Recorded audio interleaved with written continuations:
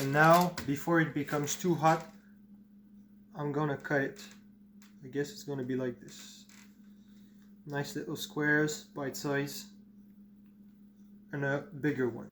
Once you're done cutting it, you can layer them in a cookie tin, such as this one, with layers of waxed paper between, because it's really sticky. And come over here, watch this. When you are cutting, try not to touch the top side of these, because your fingerprints may get printed in that thing, and you don't want to serve that to anyone. So I'm just gonna have to eat this one since it's not perfect.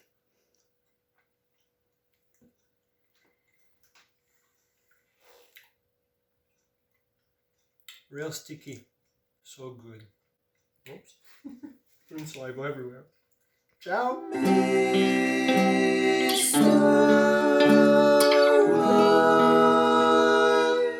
Makes